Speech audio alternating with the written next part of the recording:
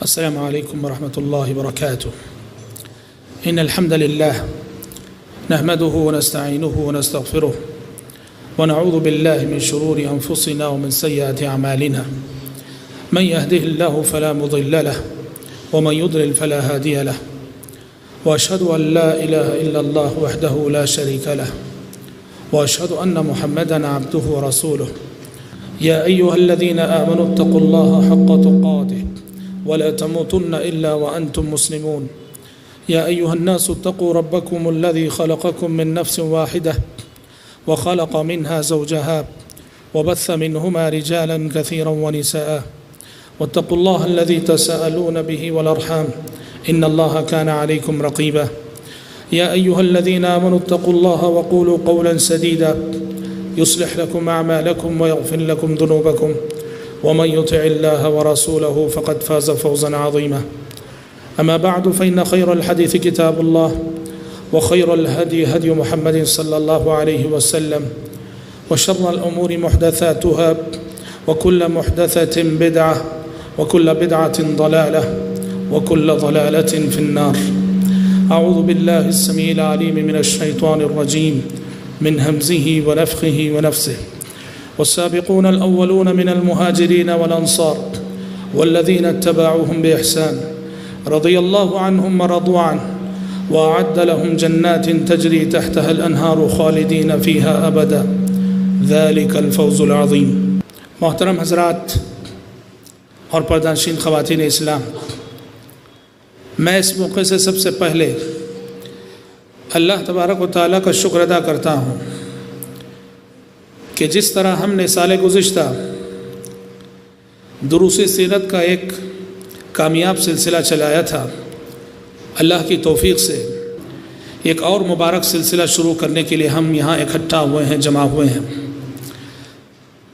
میں اس موقع پر اللہ تبارک و تعالیٰ کی شکر گزاری کے ساتھ ساتھ اسلامک انفارمیشن سینٹر کے تمام ہی ذمہ داران کا شکر ادا کرتا ہوں اور ان کے حق میں دعا کرتا ہوں کہ رب العالمین ان کی جد و جہد، ان کی محنت اور ان کی کوشش کو قبول فرمائیں۔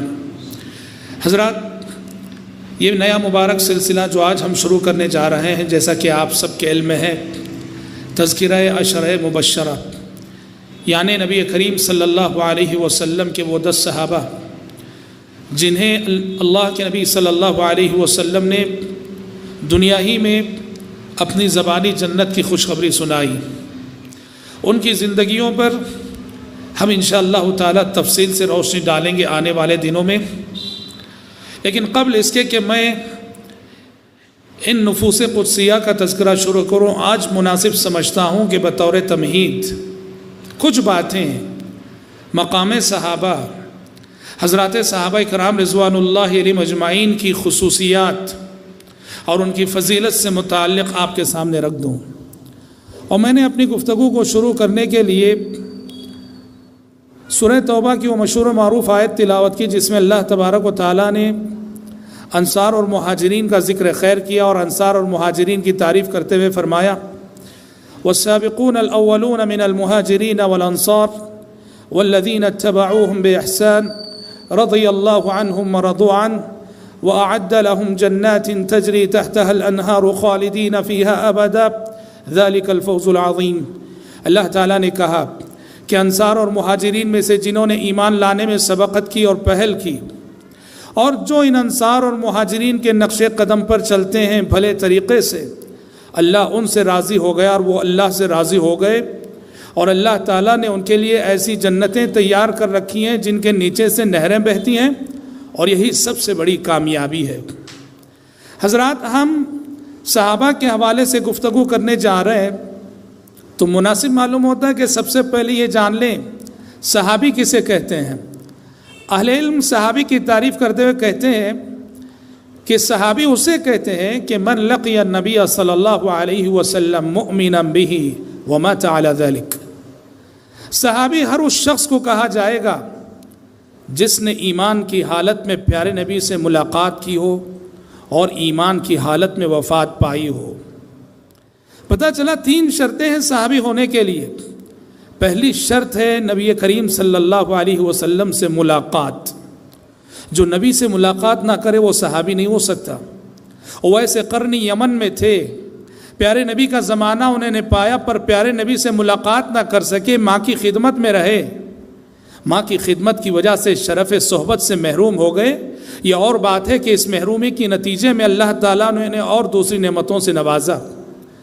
تو صحابی ہونے کی پہلی شرط یہ ہے کہ پیارے نبی سے ملاقات ہو، اور صحابی ہونے کی دوسری شرط یہ ہے کہ یہ ملاقات ایمان کی حالت میں ہو۔ کچھ لوگوں نے پیارے نبی سے ملاقات کی، لیکن جب ملاقات کی تو وہ کافر تھے، بعد میں ایمان لائے، ان کا شمار صحابہ میں نہیں ہوتا، اس لیے کہ جس وقت پیارے نبی سے ان کی ملاقات ہوئی وہ مومن نہ تھے، مسلمان نہ تھے۔ تو ایمان کی حالت میں پیارے نبی سے ملاقات کرنا یہ دوسری شرط ہے۔ اور صحابی ہونے کی تیسری اور آخری شرط یہ ہے کہ ایمان کی حالت میں وفات پائے یہ شخص، تبھی وہ صحابی کہلائے گا، کیونکہ یکا دکا ایسے واقعات ہوئے ہیں کہ پیارے نبی سے ایمان کی حالت میں ملاقات کی اور نعوذ باللہ اس کے بعد مرتد ہو گئے اور حالت کفر میں وفات پائی۔ یہ ایک دو واقعات نبی کریم صلی اللہ علیہ وسلم کے زمانے میں ایسے ہوئے، ان کو صحابی نہیں کہا جائے گا۔ جنہوں نے ملاقات تو کی، ایمان کی حالت میں کی، پر ان کی موت ایمان پر نہ ہوئی، وہ اسلام سے مرتد ہو گئے، انہیں صحابی نہیں کہا جائے گا۔ پتہ چلا صحابی اسے کہتے ہیں جس کے اندر تین شرطیں ہوں، جس نے نبی سے ملاقات کی ہو، ایمان کی حالت میں ملاقات ہوئی ہو اور ایمان کی حالت میں وفات پائی ہو، اس کو صحابی کہا جاتا ہے۔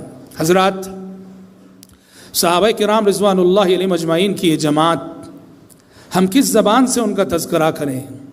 ہم گنہگار انسانوں کی گنہگار زبانیں، ان پاکیزہ لوگوں کا تذکرہ ہم ان کن الفاظ میں کریں، کس زبان سے کریں؟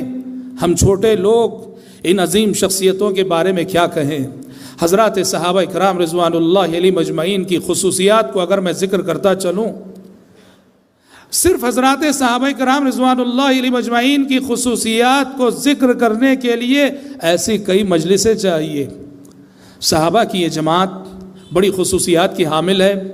میں قبل اس کے کہ عشرہ مبشرہ کے تعلق سے گفتگو کروں، میں چاہوں گا کہ ان صحابہ کی خصوصیات پہ روشنی ڈالوں۔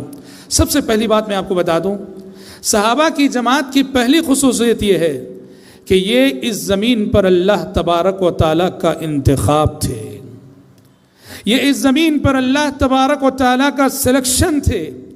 اللہ تعالیٰ نے ابو بکر و عمر کو، عثمان و علی کو، عبد الرحمن ابن عوف و سعد ابن ابی وقاص کو، ابو عبیدہ بن جراح، زبیر ابن عوام کو، سعید ابن زید کو، اللہ تبارک و تعالیٰ نے ان صحابہ کو چن لیا تھا اپنے نبی کی صحبت کے لیے، اپنے نبی کی رفاقت کے لیے۔ چنانچہ نبی کریم صلی اللہ علیہ وسلم پہ ایمان لانے کے بعد یہ صحابہ اسلام کے اولین داعی بن گئے، کتاب و سنت کے اولین مبلغ بن گئے، اور دین اسلام کے لیے سب سے پہلے قربانی دینے کا اعزاز و شرف بھی اسی جماعت صحابہ کو حاصل ہوا۔ اسلام جو دنیا کے کونے کونے میں پہنچا، اسلام جو دنیا کے گوشے گوشے میں پہنچا، سب سے پہلی محنت انہی صحابہ کی، سب سے پہلی کوشش انہی صحابہ کی، سب سے بڑی جد و جہد انہی صحابہ کی۔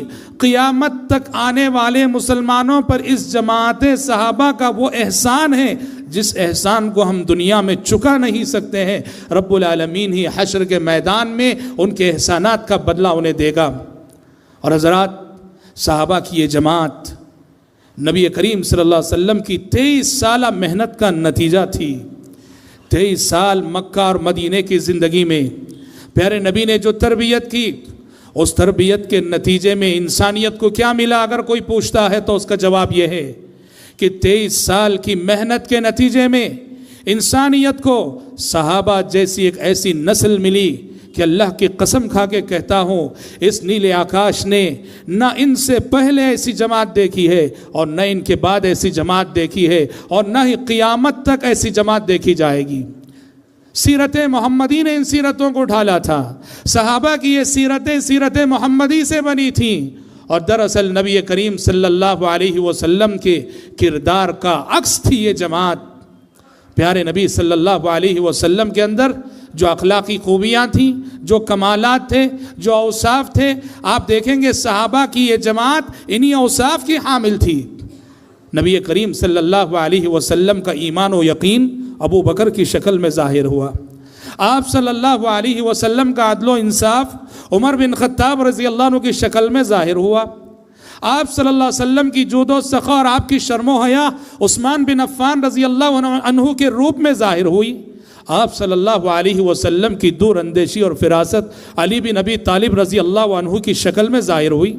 آپ صلی اللہ علیہ وسلم کی شجاعت اور بہادری خالد بن ولید رضی اللہ عنہ کے روپ میں نمودار ہوئی. آپ صلی اللہ علیہ وسلم کی امانت داری ابو عبیدہ بن جراح رضی اللہ عنہ کی شکل میں ظاہر ہوئی.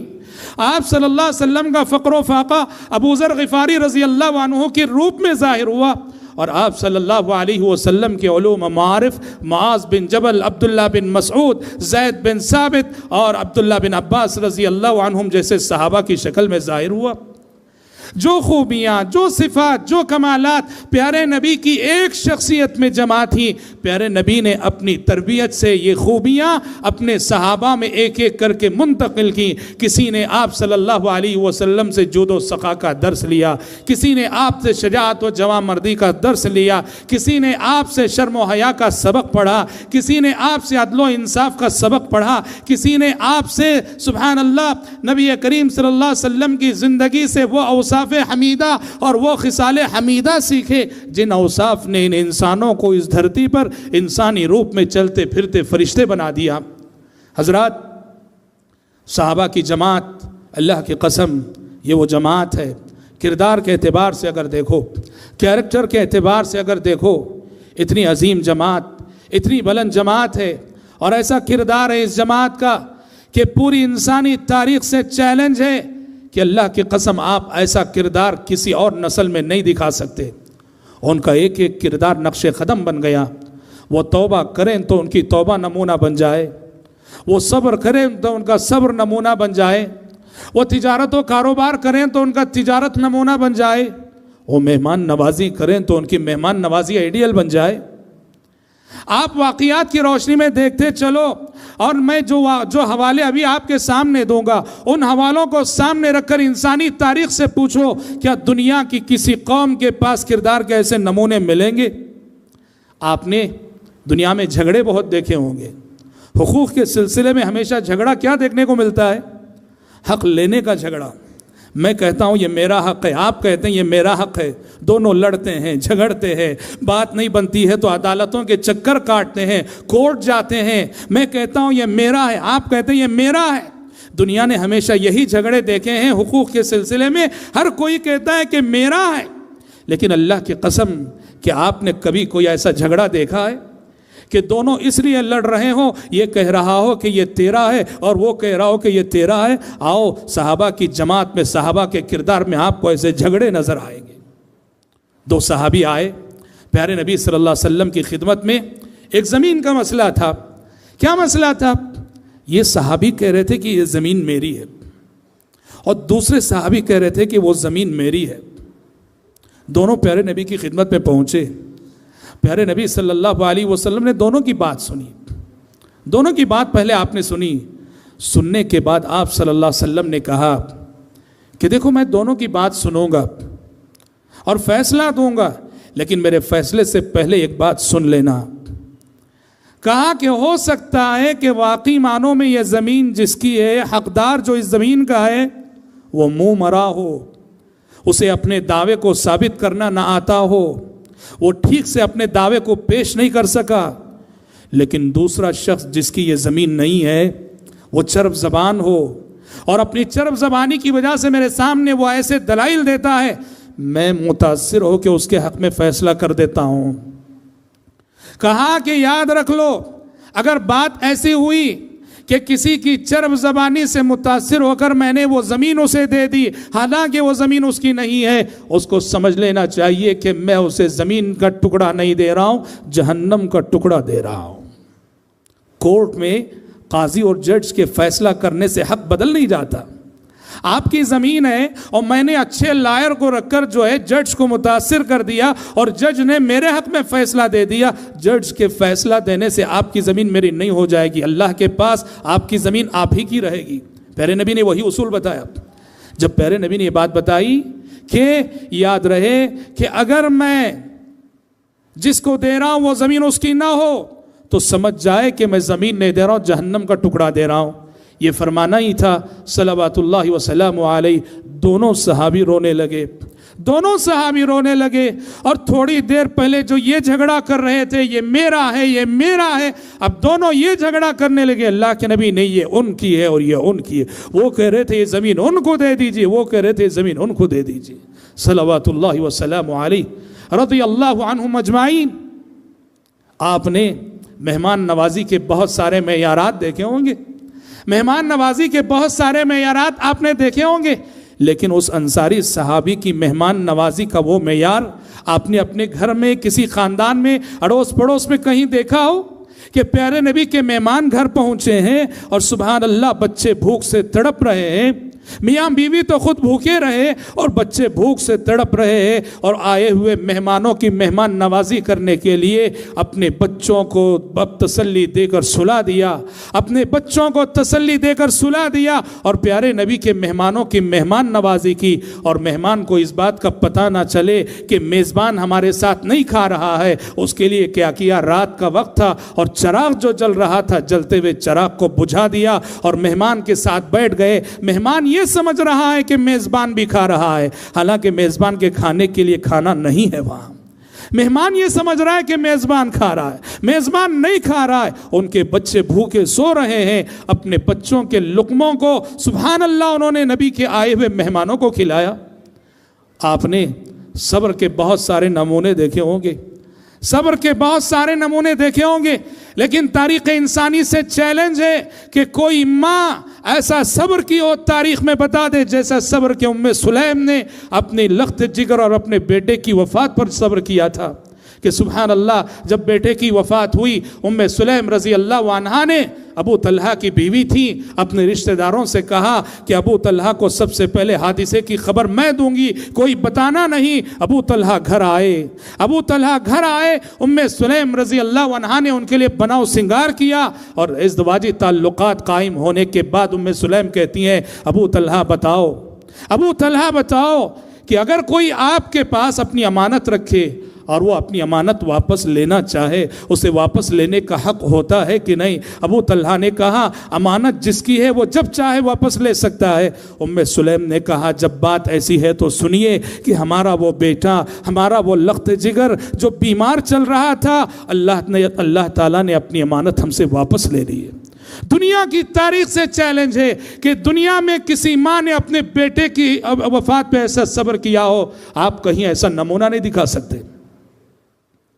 توبہ و استغفار کے بہت سارے نمونے آپ نے دیکھے ہوں گے، لیکن امرأ غامدیہ رضی اللہ عنہا کی توبہ کا نمونہ انسانی تاریخ میں اپنی مثال آپ ہے۔ رونگٹے کھڑا کر دینے والا وہ واقعہ، امرأ غامدیہ بشر تھی، انسان تھی، غلطی ہو گئی، بدکاری کر بیٹھی، زنا کر بیٹھی، پیارے نبی کی خدمت میں آئی، احساس ندامت سے تڑپ رہی تھی، اس گناہ کے تھبے سے خود کو پاک کرنا چاہ رہی تھی۔ پیارے نبی کے پاس آ کے اقرار کیا، اعتراف کیا، کہا اللہ کے نبی میں نے بدکاری کی ہے، مجھے پاک کیجئے۔ پیارے نبی خاموش رہے، اعراض کیا تو دوسری سمت سے آئی، کہا اللہ کے نبی میں نے بدکاری کی ہے، مجھے پاک کیجئے۔ پیارے نبی خاموش رہے، تیسری سمت سے آئی، کہا اللہ کے نبی میں نے بدکاری کی ہے، مجھے پاک کیجئے۔ پیارے نبی خاموش رہے، پھر دوسری سمت سے آئی، چوتھی مرتبہ کہا اللہ کے نبی میں نے بدکاری کی ہے، مجھے پاک کیجئے۔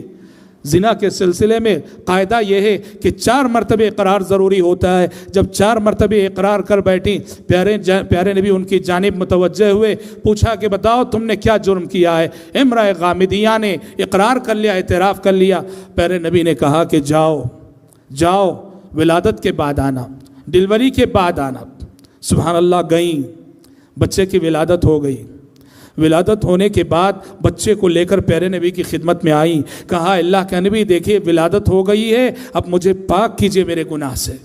پیارے نبی نے کہا کہ ابھی نہیں، اس بچے کو دودھ کون پلائے گا، جاؤ مدت رضاعت مکمل ہونے کے بعد آنا۔ واپس لے گئیں، بچے کی رضاعت کی مدت انہوں نے مکمل کی، بچہ روٹی کھانے کے قابل ہو گیا، پیارے نبی کی خدمت میں بچے کو لے کر آئیں، اس حال میں کہ بچے کے ہاتھ میں روٹی تھی، اور کہا کہ اللہ کے نبی مجھے پاک کیجئے۔ پیارے نبی نے بچہ جو ایک انصاری صحابی کے حوالے کیا اور امرأ غامدیہ پہ حد جاری کر دی۔ جو سزا شریعت میں ہے وہ سزا نبی کریم صلی اللہ علیہ وسلم نے امرأ غامدیہ پہ جو ہے نافذ کر دی۔ حضرات، انسانی تاریخ میں توبہ و استغفار کا ایک غیر معمولی واقعہ ہے۔